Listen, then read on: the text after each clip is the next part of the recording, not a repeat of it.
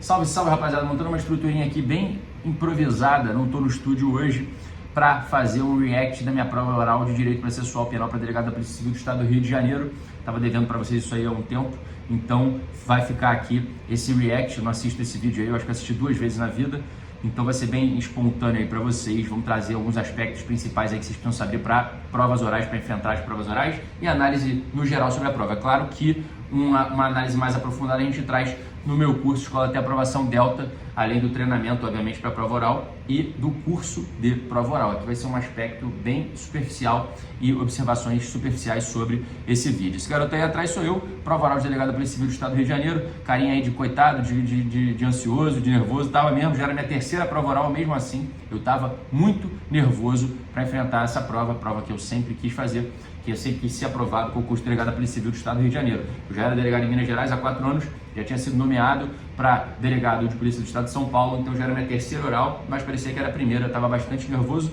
E a diferença do candidato à prova oral que é aprovado, porque não é, muitas vezes tem a ver com o domínio desse nervosismo e você saber encarar ali a banca. Então vamos lá, vou soltar aqui o vídeo e aos poucos a gente vai analisando. O esquema do Rio de Janeiro é sala com audiência pública, só que você tinha que fazer uma inscrição antes, essa sala aí estava vazia, em outras salas tinham pessoas assistindo. Banca de Direito Processual Penal foi a minha primeira banca das 6 que eu enfrentei e eram 3 examinadores nessa sala. Você entrava, falava teu nome, número de inscrição, sorteava um pontozinho ali, vamos ver. Por favor, de frente para a câmera aqui, o seu nome e sua inscrição. Vitor Neto, baixo, 105997. Folha tremendo igual o vara verde, meu. Pra tu ver como eu tava nervoso, mão tremendo ali, normal. Ok. Por favor, agora para sortear o seu ponto. Mostra para mim.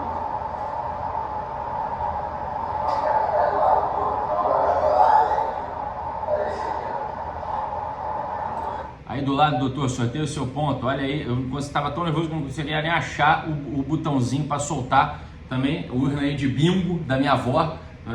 Enfim, tinha que sortear o número do ponto ali de dentro. Não achava de jeito nenhum. Quando eu soltei, caíram 2 bolinhas, peguei uma só. Normal, nervoso é assim mesmo.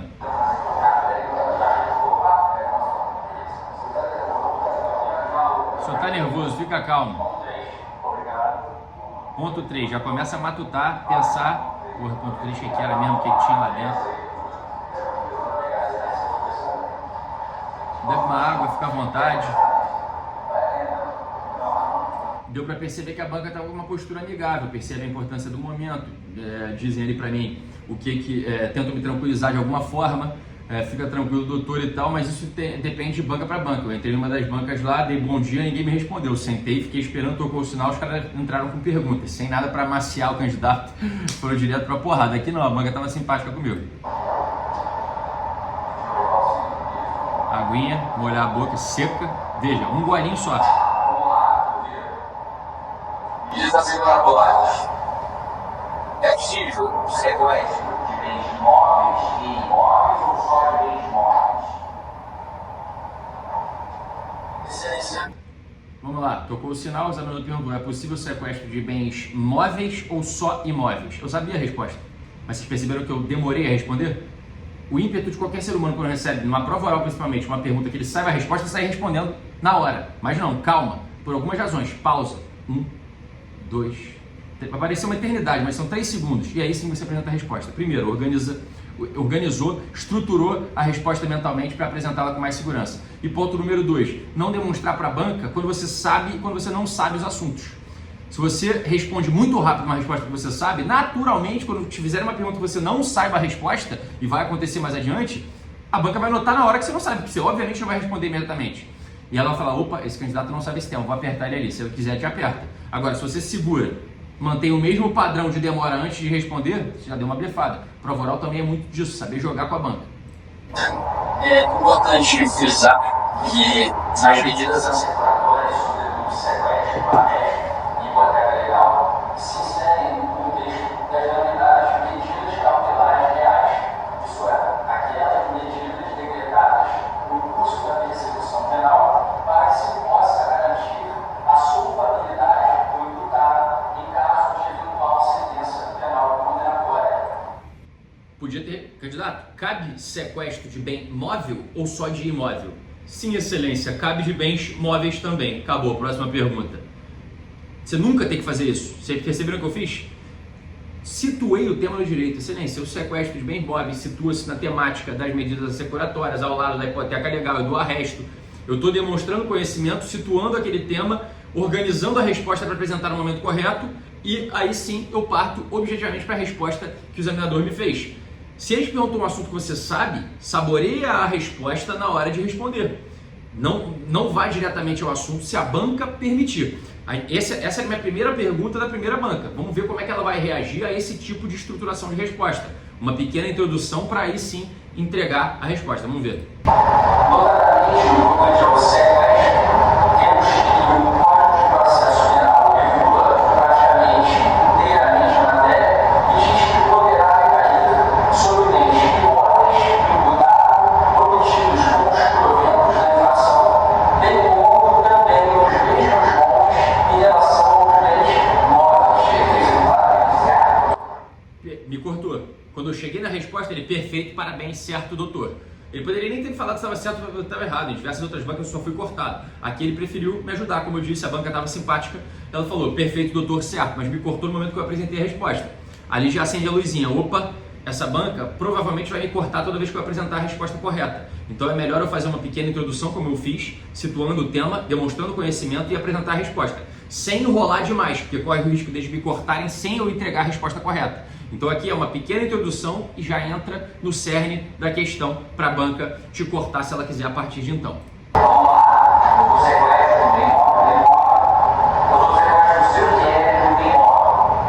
Agora, o sequestro do bem móvel, o seu que é. Nesse momento eu não entendi o que ele tinha me perguntado, se tinha sido um sequestro de um bem imóvel ou de um bem móvel. E aí naquele momento, sem cortar o que ele estava falando, eu fiz uma cara de que não tinha entendido, uma cara de coitado, de cachorro sem dono ali, para ele ter um pouquinho de pena também, para ele repetir aquilo ali. E ele sacou e repetiu. Por quê? Se você corta, é indelicadeza. Se você espera ele até o final fazer todo o caso concreto, para depois dizer, não, excelência, você pode repetir porque eu não entendi? Porra, o examinador vai ficar puto. Então, nesse momento, faz uma carinha de que não compreendeu, para ele, opa, já reformulou a partir dali. De um bem imóvel, de um bem imóvel, sei lá, ele me disse ali o que eu precisava ouvir.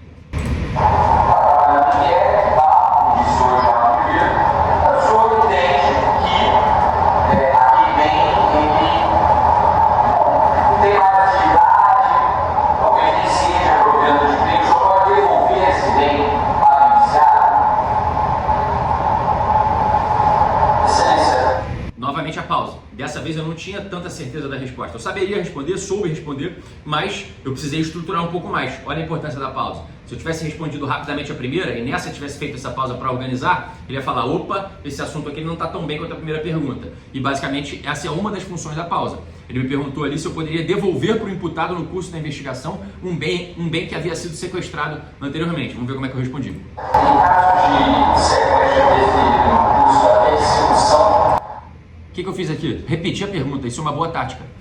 Excelência, no caso de sequestro deferido no curso da persecução, ele tinha acabado de falar isso para mim. Qual é a importância disso? Primeiro, estou ganhando tempo para organizar novamente. Segundo, quando você repete a pergunta para o examinador, excelência, no caso de sequestro decretado no curso da persecução, exatamente como ele formulou, ele já escuta a tua resposta com viés de confirmação. Ele fala, pô, esse garoto está respondendo uma coisa correta. Você só está repetindo o que ele falou. Mas o seu subconsciente tende a concordar com aquilo, porque você respondeu aquilo que o cara perguntou. Você só repetiu aquilo que o cara perguntou. Veja, eu só introduzi com a pergunta dele, para que ele já se inclinasse a querer concordar comigo. A medida se deu em razão de decisão jurisdicional, razão pela qual a autoridade policial não poderia efetuar a restituição, porque a restituição do Código de Processo Penal só permite ao delegado que se faça das coisas em que não há dúvida sobre a autoria a propriedade, enfim, aquela disponibilização em relação a ela.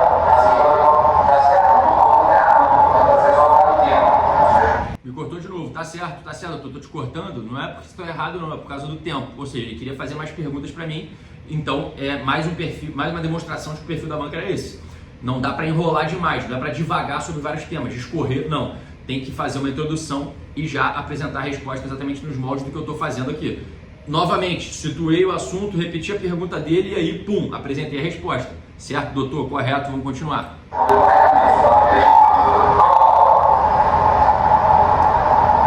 Fica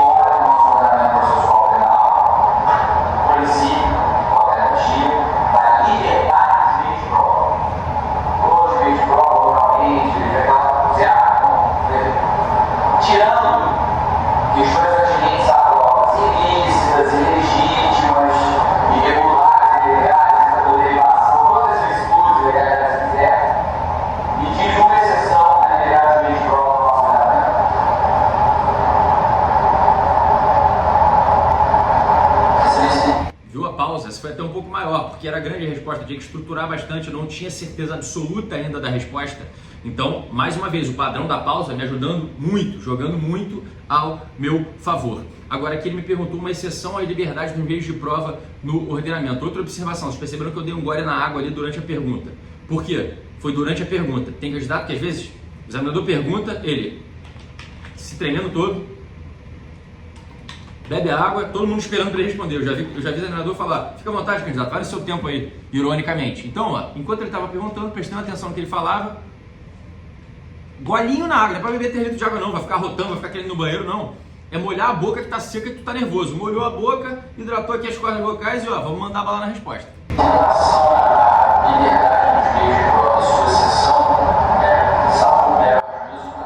Em relação à liberdade nos meios de prova, é sua exceção. De novo, repetir mais ou menos o que ele tinha me perguntado, para criar esse viés de confirmação com a banca. Para se justificar a necessidade de hipóteses denominadas provas tarifárias, em que o juízo estaria vinculado a esse tipo de valoração. Lembrando que essa não é a regra do direito, que a regra é o princípio do livre convencimento motivado do magistrado. A prova como o estado civil das pessoas, eu vou dar 10 frutos, respondeu do que eu vi, tem gente olhando esse cara. Com a carinha de alívio. Vou dar 10 para o senhor respondeu o que eu queria ouvir desde de manhã, meu Deus do céu. Foi a fala do examinador. É claro que isso me deixou gigante, eu estava morrendo de medo e naquele momento, ufa, alívio total. Claro que eu mostrei ali um pouco de vulnerabilidade quando eu fiz essa cara de alívio, mas é normal do ser humano. O ideal é como eu tivesse a mesma postura, não consegui manter a mesma postura ali com cara de sério e tal. Eu dei mostras de que estava bem aliviado em relação ao que ele tinha falado para mim. Eu respondi que era a prova contra o status civil das pessoas. Vocês podem perceber que eu não estava com tanta certeza sobre o que eu estava respondendo nessa prova, nessa pergunta. Eu estava divagando sobre o tema, resgatando essa informação, mas eu ainda estava computando ela, não tinha certeza do que eu ia apresentar para o examinador até que eu apresentei. Mas eu mantive o mesmo padrão de impostação da voz, de pausas nas falas, de tônica, das sílabas tônicas, ou seja, eu fui mantendo o mesmo padrão de resposta, mesmo não tendo certeza absoluta do que eu estava falando. Isso é muito importante. Se o candidato trava numa pergunta que ele não tem certeza sobre a resposta, se ele apresenta a resposta de forma muito diferente do que ele vinha apresentando, isso é prejudicial à nota do aluno. Ele causa uma impressão de que ele não estava, causa um desvalor no discurso dele. Então eu mantive o mesmo padrão de comportamento em gestos, em relação ao gestual, em relação à temperatura da minha voz ali, ao volume da minha voz, as pausas, ao ritmo da fala, mesmo quando eu não tinha certeza. E a resposta veio. Ela veio no meio do caminho. Eu comecei a organizar, estruturei, situei o tema no meio do direito e pum! A resposta que ele precisava veio. Nesse momento ele me cortou e falou, vou te dar 10 e me deixou bem confiante para as próximas.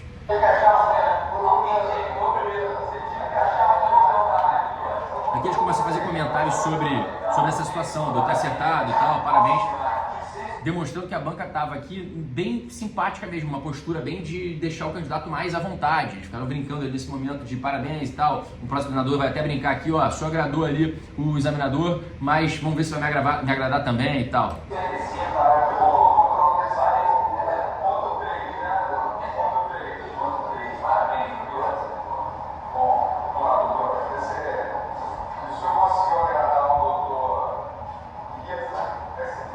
Se eu conseguir agradar o outro examinador, comigo vai ser fácil.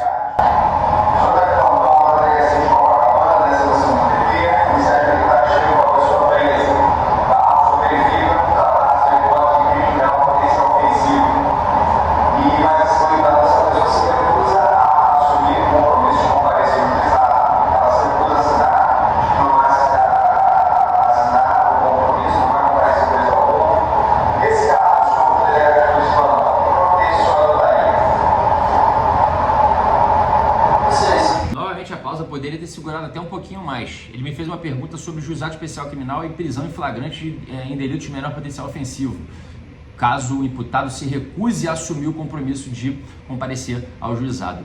Eu já trabalhei com isso na prática diversas vezes. Eu era delegado de polícia há 4 anos e meio.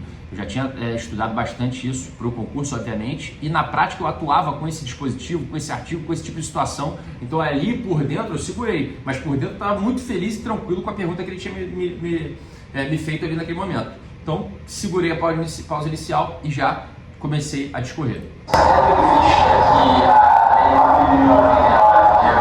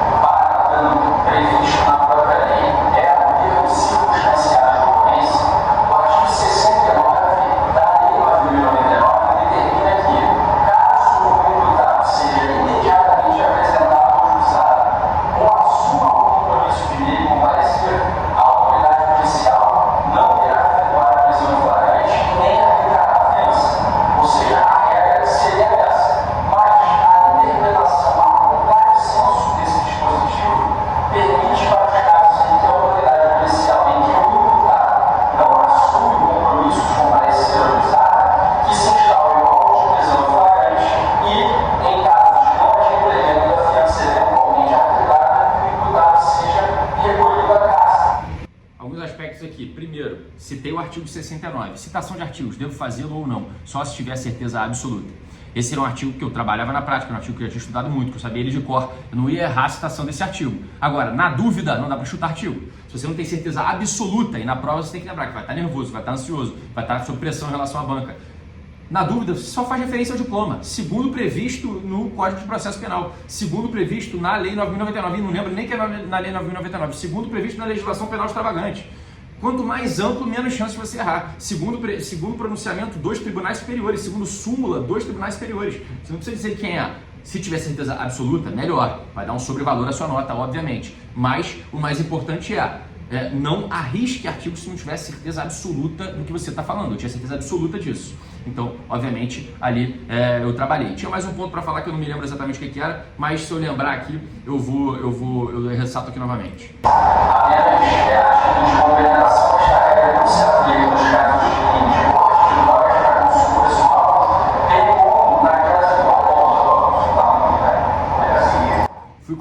Fui cortado porque já tinha apresentado a resposta, mas veja, eu apresentei a resposta, eu sabia que eu já tinha apresentado a resposta, que é a interpretação a contrário senso do artigo 69, permitindo a prisão em flagrante, caso ele se recuse a comparecer ao juizado, mas em vez de parar ali a resposta, eu continuei. A título de complementação, excelência, isso não se aplica aos casos de porte de drogas para consumo pessoal, e eu ia dizer, e para os delitos de menor potencial ofensivo que não possuem pena privativa de liberdade combinada, ia citar exemplos, mas eu fui cortado. Por que eu fiz isso? Por mais que não seja o que o examinador perguntou, isso dá um sobrevalor na tua nota, isso agrega valor. Demonstra ao examinador que você tem um conhecimento de diversos temas, inclusive daquele que ele perguntou.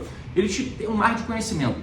Ele te joga uma boia, você está se afogando, irmão, agarra aquela boia. Se é um tema que você tem conforto em falar, fica agarrado nele até ele te cortar. É exatamente isso que eu fiz. Comecei a discorrer sobre o tema, falei, mantendo o mesmo padrão, repito, de impostação da voz, de tom da voz, para não demonstrar quando eu estou confortável ou não confortável no tema que eu estou falando, mas discorrendo bastante sobre o tema, até que eu fui cortado, mas já tinha apresentado a resposta. Introduzi novamente, de forma coerente, sem fugir muito do assunto, e aí apresentei a resposta.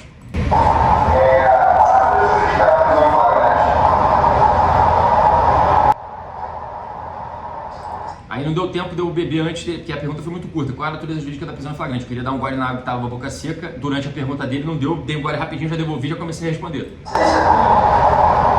prisão em flagrante é quando medida implementada, prisão implementada sem decisão jurisdicional, entende-se que a sua constitucionalidade só é atestada na medida em que se pressupõe ser uma medida administrativa.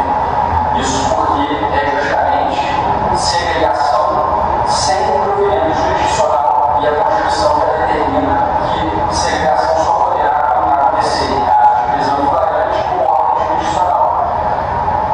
Em doutrina, seria a respeito da natureza jurídica da prisão em flagrante. Isso porque parte da doutrina que tem se apresentado contemporaneamente sustenta que a prisão em flagrante é medida pré-cautelar, sobretudo após as alterações promovidas no CPD, já que a prisão em flagrante, em regra, não se protrai no tempo do ordenamento. Veja que eu estou falando para todos os examinadores. A pergunta foi feita por um examinador, eram 3 na banca. Eu estou falando olhando nos olhos dos 3. Eu discorro para a banca, não fico focado naquele examinador chumbado em relação a ele ou olhando para o chão. Não, eu olho nos olhos do examinador, gesticulo com certa naturalidade, tento gesticular com certa naturalidade e falo para todos os examinadores, sem ficar especificamente um. Você está sendo analisado pela banca. Porque esse indivíduo, quando tiver a sua prisão comunicada, o juiz irá ou converter uma preventiva e aí o título cautelar se extrairá dentro, ou irá relaxá-la ou conceder a liberdade provisória. Lembrei do que eu ia falar aquela hora por conta disso aqui. Vocês percebem que eu dei uma gaguejada? Errei aqui no que eu ia falar. Teve uma pergunta lá que eu respondi, que eu falei, que eu usei uma palavra errada e me consertei. Não tem essa de desculpa, excelente. Desculpa por quê? Você errou na sua resposta? Você apenas reformula falando o correto. Não precisa, ou melhor, reformulando excelência, desculpa excelência. Às vezes ele está distraído, nem reparou que você errou, você chamou a atenção para o teu erro. Não, no máximo manda ou melhor, salvo melhor juízo, isso. Isso engata de pronto logo na correção, sem chamar atenção para aquele erro. Desculpa, já muito candidato fala desculpa, excelência. Às vezes ele nem reparou que estava errado, se chamou atenção para o erro. Ali eu falei, determinada coisa estava errado ou melhor, e já encaixei a resposta correta, basicamente o que eu fiz aqui também.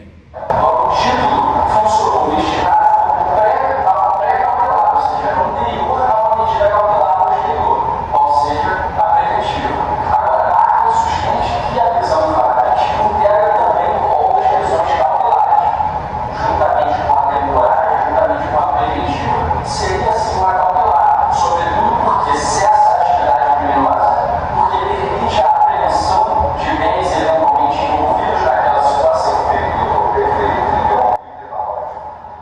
Perfeito, doutor, perfeito, eu interrompi porque está correto. Novamente, ele perguntou a natureza jurídica da prisão em flagrante. Pô, aqui eu soltar fogos ali por dentro. Eu sabia, obviamente, sobre o tema, mas eu podia ter respondido diretamente. O que eu fiz? Natureza jurídica da prisão em flagrante, situei, apresentei duas correntes sobre o tema.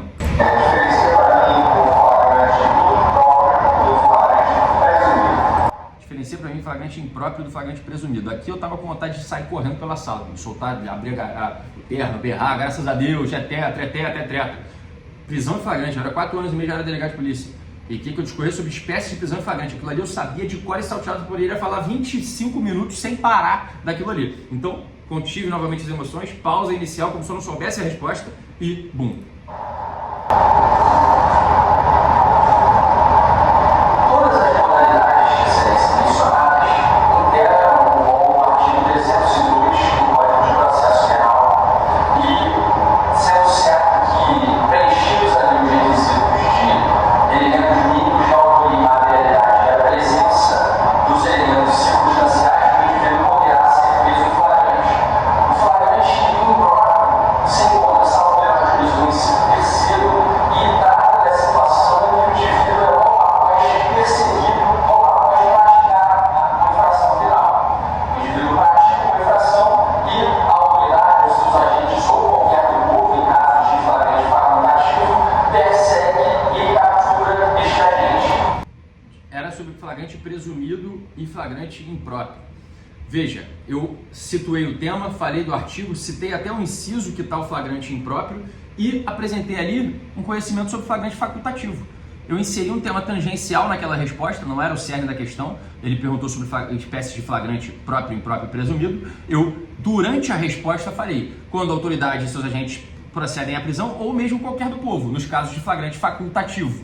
Eu demonstrei ainda para o examinador que eu tenho conhecimento de uma outra classificação, flagrante obrigatório e flagrante facultativo. Não era o que ele me perguntou exatamente, diretamente, mas obviamente que ele recebe isso como, pô, esse candidato tem bastante conhecimento sobre o tema. Ele sabe várias classificações sobre prisão em flagrante. Então, prova oral também tem disso, demonstração de conhecimento ao examinador. Na medida certa, óbvio, não vai ficar falando do tema que ele não perguntou e não indo diretamente ao ponto. A não ser que você não saiba a resposta. Não sei, aí capta algum ponto tangencial aí, sai falando, porque qualquer coisa é melhor do que não me recorda excelência. Deixa ele te cortar. Já o flagrante presumido é igual a seguinte, se encontra no inciso 4 e diz respeito à modalidade daquele que é encontrado logo após ou depois com objetos, papéis, coisas que eu faço feito. Muito obrigado, presidente. Perfeito, doutor, muito obrigado, me cortou.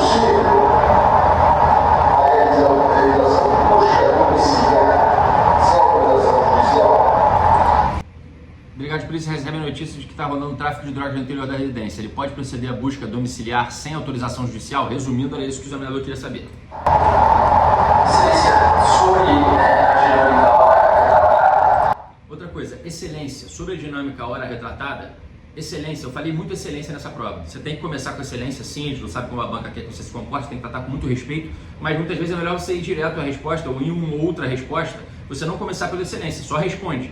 Aqui em quase todas as perguntas eu comecei a resposta com excelência e começava a falar. Esse é um padrão que a gente tem que respeitar sim, mas basta que você faça isso em uma ou duas respostas. No resto, você pode já proceder direto à resposta, até porque tem examinador que não gosta, acha cansativo isso. Vai observar que os tribunais superiores têm praticado reiteradas decisões sobre essa temática e, notadamente, quando apenas isoladamente se tem denúncia anônima de tráfico de drogas no interior de residência, as próprias aulas cometidas em eventual cuja sem mandado têm sido declaradas ilícitas, bem como as decorrentes delas.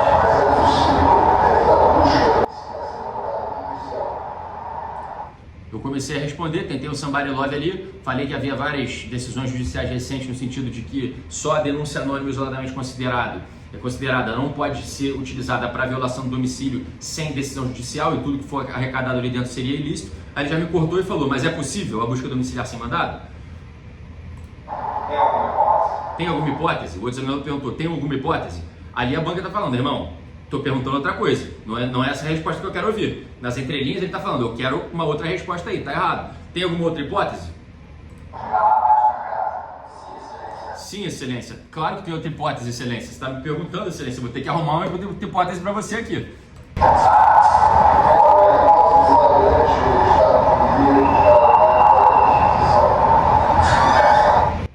Ele falou, fora a hipótese de flagrante, estado de perigo e tal, soou o apito, a prova encerrou no Rio, 10 minutos cravados de prova. Depois dos 10 minutos a prova encerra e aí encerrou e falou assim, salvo pelo gongo, porque muito provavelmente eu não ia apresentar a resposta que ele queria. Era bem simples, na verdade eu acho que ele queria que eu dissesse que o consentimento do morador permitiria o ingresso ali na residência. Uma das hipóteses que excepcionam ali a violabilidade do domicílio, mesmo sem autorização judicial. Beleza, galera? Esse foi o react da nossa prova oral. Se você gostou, curte aí, compartilha, faz um comentário, deixa sugestão aí pra gente, que a depender do engajamento a gente vai fazendo mais vídeos nestes moldes. Valeu, um abraço, até a próxima. Lembrando que a nossa preparação completa de prova oral está na Escola Até Aprovação Delta. Você encontra o link na minha bio lá do Instagram. Um abraço e até a próxima.